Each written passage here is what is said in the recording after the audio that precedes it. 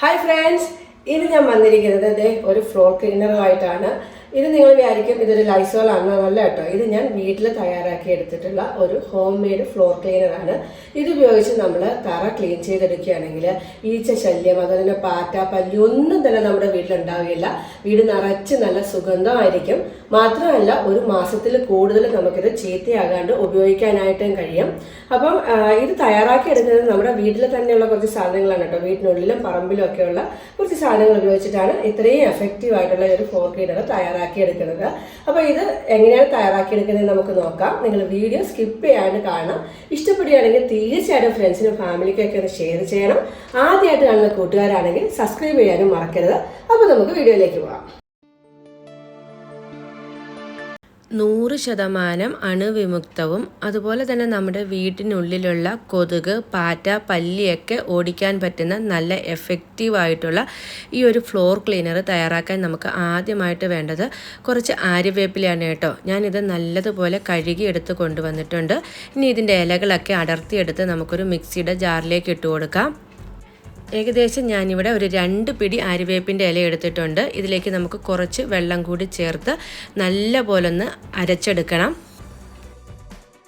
ഇനി നമുക്ക് ഇതൊന്ന് അരിച്ചെടുക്കണം കേട്ടോ. അതിന് ശേഷമാണ് ബാക്കിയുള്ള ഇൻഗ്രീഡിയൻസ് ഇതിലേക്ക് ചേർത്ത് കൊടുക്കുന്നത്. ഇത് വളരെ എഫക്റ്റീവായിട്ടുള്ള ഒരു ഫ്ലോർ ക്ലീനറാണ്. തീർച്ചയായും നിങ്ങളിത് ട്രൈ ചെയ്ത് നോക്കണം.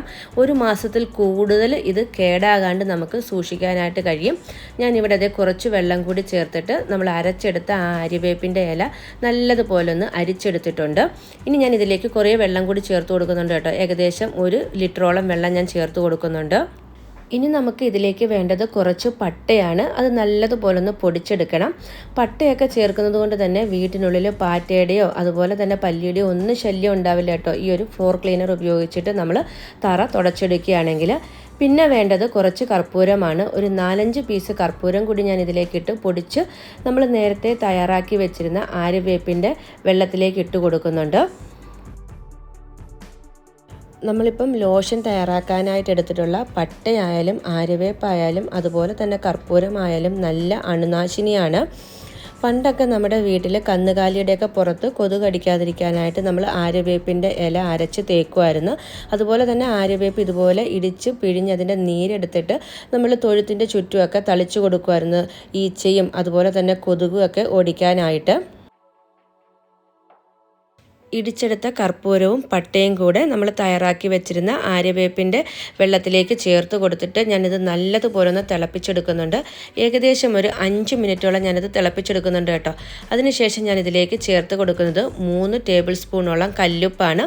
കല്ലുപ്പും കൂടെ ചേർത്തത് നല്ലപോലെ ഒന്ന് മിക്സ് ചെയ്തതിന് ശേഷം നമുക്ക് ഫ്ലെയിം ഓഫാക്കി വെക്കാം.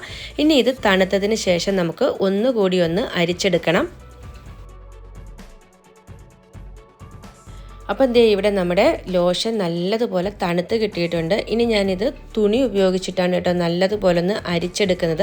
കാരണം നമ്മൾ ആര്യവേപ്പിൻ്റെ ഇല മിക്സിയിലിട്ടാണ് അരച്ച് ചേർത്തത്. അതുകൊണ്ട് തന്നെ ചെറിയ ചെറിയ പീസുകൾ ഈ ഒരു ലോഷനുള്ളിലുണ്ടാവും. അപ്പോൾ ഇത് ഉപയോഗിച്ച് നമ്മൾ തറ തുടയ്ക്കുകയാണെങ്കിൽ അതൊക്കെ നമ്മുടെ തറയിൽ വരാൻ ചാൻസ് ഉണ്ട്. അപ്പോൾ അതുകൊണ്ട് അത് ഒഴിവാക്കാനായിട്ട് ഇതുപോലെ ഒരു ചെറിയ പീസ് തുണി വെച്ചിട്ട് നമ്മൾ അരിച്ചെടുക്കുകയാണെങ്കിൽ നല്ലതുപോലെ തന്നെ നമുക്ക് അരിച്ചെടുക്കാനായിട്ട് കഴിയും. അതുപോലെ തന്നെ ഈ ഒരു ലോഷൻ ഉപയോഗിച്ച് നമ്മൾ തറ തുടയ്ക്കുകയാണെങ്കിൽ ടൈലൊക്കെ നല്ല പോളിഷ് ചെയ്തതുപോലെ കിട്ടും. ഞാനിത് വെറുതെ പറയുന്നതല്ല കേട്ടോ. ഒരു പ്രാവശ്യമെങ്കിലും ഈ വീഡിയോ കാണുന്നവർ തീർച്ചയായും ട്രൈ ചെയ്ത് നോക്കണം. അത്രയ്ക്ക് ഞെട്ടിക്കുന്ന ഒരു റിസൾട്ടാണ് കേട്ടോ. ഇനി നമുക്ക് ഇതിലേക്ക് ആവശ്യമായിട്ടുള്ളത് കുറച്ച് വിനാഗിരിയാണ്. നമ്മുടെ സുർക്ക ഉണ്ടല്ലോ, അച്ചാറൊക്കെ തയ്യാറാക്കാൻ ഉപയോഗിക്കുന്നത്, അത് ഞാനൊരു 2-3 ടേബിൾ സ്പൂണോളം ഇതിലേക്ക് ചേർത്ത് കൊടുക്കുന്നുണ്ട്.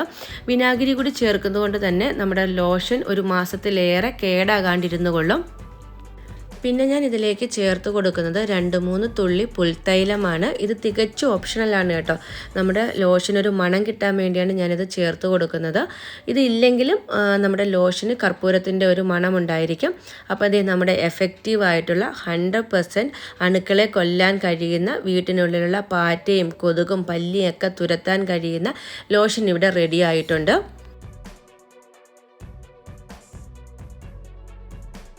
ഇനി നമുക്കിതൊരു ബോട്ടിലേക്ക് മാറ്റി മാസങ്ങളോളം ഉപയോഗിക്കാവുന്നതാണ്. ഞാനിവിടെ ഒരു ലൈസോളിൻ്റെ ബോട്ടിലേക്ക് തന്നെയാണ് കേട്ടോ മാറ്റുന്നത്. ഏകദേശം ഞാനിത് ഒരാഴ്ച കണ്ടിന്യൂസ് ആയിട്ട് വീട്ടിൽ തറ തുടയ്ക്കാനായിട്ട് ഉപയോഗിച്ചു. ശരിക്കും പറഞ്ഞാൽ നിങ്ങൾ വിശ്വസിക്കത്തില്ല, അത്രയ്ക്ക് നല്ലൊരു റിസൾട്ടായിരുന്നു. നമ്മുടെ തറയൊക്കെ നല്ല കണ്ണാടി പോലെ തിളങ്ങിക്കിട്ടി. മാത്രമല്ല കൊതുക് പാറ്റയുടെയൊക്കെ ശല്യമൊക്കെ മാറിക്കിട്ടി. അപ്പം തീർച്ചയായും നിങ്ങളിത് ട്രൈ ചെയ്ത് നോക്കിയിട്ട് നിങ്ങളുടെ വാല്യുബിൾ ആയിട്ടുള്ള കമൻറ്റ് അറിയിക്കാനായിട്ട് മറക്കരുതേ. കുഞ്ഞു മക്കളൊക്കെയുള്ള വീട്ടിൽ തീർച്ചയായിട്ടും ഉപയോഗിക്കാൻ പറ്റുന്ന ഒരു ലോഷനാണ് കേട്ടോ.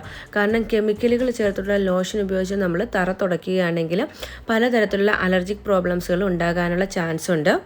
ഈ ഒരു ലോഷൻ ആകുമ്പം 100% നാച്ചുറലാണ്, നമുക്ക് വിശ്വസിച്ച് ഉപയോഗിക്കാനായിട്ട് പറ്റും. അതുപോലെ തന്നെ നമ്മൾ കടയിൽ നിന്ന് വാങ്ങുന്ന ഏതൊരു ഫ്ലോർ ക്ലീനറേക്കായും 100% എഫക്റ്റാണ് കേട്ടോ.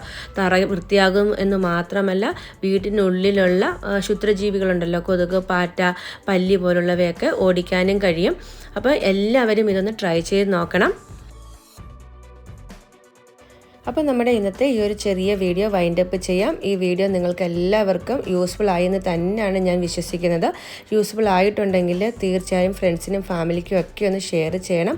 ഒപ്പം തന്നെ നമ്മുടെ ചാനൽ ആദ്യമായിട്ട് കാണുന്ന കൂട്ടുകാരുണ്ടെങ്കിൽ തീർച്ചയായിട്ടും ഒന്ന് സബ്സ്ക്രൈബ് ചെയ്യാനായിട്ട് മറക്കരുത്. സബ്സ്ക്രൈബ് ചെയ്യുന്ന ടൈമിൽ ഓൾ എന്ന ഓപ്ഷൻ തന്നെ പ്രസ് ചെയ്യണം. അപ്പം മാത്രമാണ് ഞാനിടുന്ന വീഡിയോസിൻ്റെ നോട്ടിഫിക്കേഷൻ നിങ്ങൾക്ക് കിട്ടുകയുള്ളൂ. ഇനി നിങ്ങൾ ഫേസ്ബുക്ക് പേജിലാണ് കാണുന്നതെങ്കിൽ നമ്മുടെ പേജ് ഒന്ന് ഫോളോ ചെയ്യാൻ മറക്കില്ലല്ലോ. പനിയായിട്ടിരിക്കുന്നത് കൊണ്ടാണ് കേട്ടോ സൗണ്ട് പല ഭാഗത്തും ക്ലിയർ അല്ലാത്തത്. കഴിഞ്ഞ വീഡിയോസിലും ഒരുപാട് പേര് പറഞ്ഞു. എങ്കിലും ഞാൻ മാക്സിമം എൻ്റെ കഴിവിൻ്റെ പരമാവധി നല്ല രീതിയിൽ തന്നെ വോയിസ് കൊടുത്തിട്ടുണ്ട്. അപ്പോൾ ഇനി അടുത്ത വീഡിയോയിൽ കാണുന്നവരേക്കും ടേക്ക് കെയർ. Bye bye.